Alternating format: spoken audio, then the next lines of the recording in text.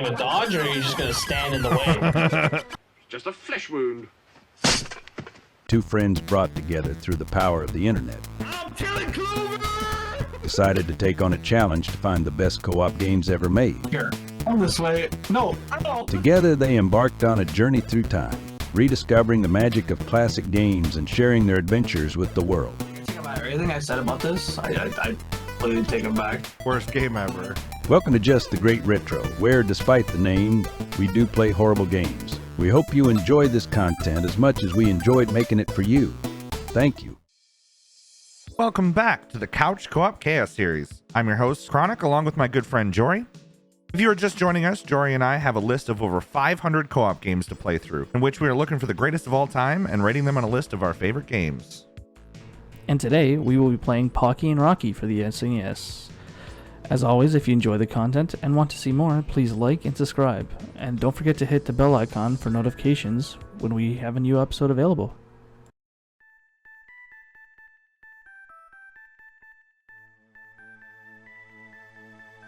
Pocky and Rocky is a scrolling shooter adapted from the 1986 arcade game Kiki Kai Kai. Playing as Pocky and her Tanuki sidekick Rocky, you fight swarms of monsters as you try to rid the world of an evil force called the Black Mantle, who is attempting to take over. You fight your way through monsters from Japanese mythology while attempting to stay alive.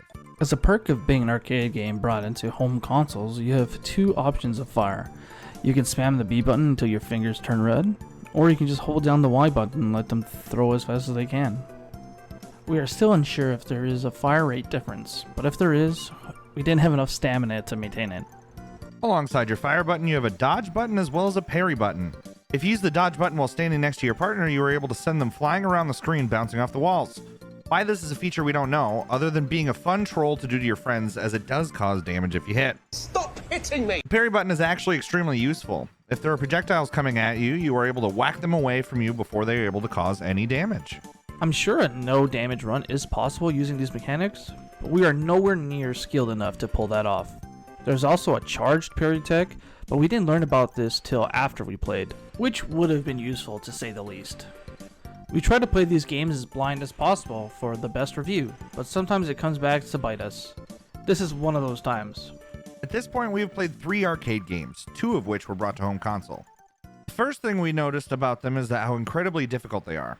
The other thing we noticed is when ported to a home console, you gain some pretty incredible advantages. The main one being able to continue your game without having to pay any more money. The sprites are absolutely adorable. Along with the cuteness in between the areas, they are very cute and colorful and very fun to look at. That's cute. This extends to their animations, from their attacks to the parry to the dodge. The enemies in this game also have great animations, although a bit repetitive while still looking beautiful. The best part is the character design easily distinguishes from enemies and the surrounding landscapes. We were only able to reach the 3rd level of Pocky and Rocky in our allotted recording time, and without the infinite continues, this would have never been possible. While not classified as a bullet hell, it sure felt like it while raining fireballs directly at our faces. While our retro skills are always getting better, we are still not used to the extreme levels of difficulty that these quarter eaters possess. With 6 stages, there is no shortage of challenge in this game. Each stage has an ending boss, as well as some of them having mini-bosses to fight. Bosses and mini-bosses become much easier when you learn to stack your power-ups, which brings us beautifully into the next topic, power-ups. It's a good segue. There are 2 types of power-ups. There is the fireballs and there is weapon spread.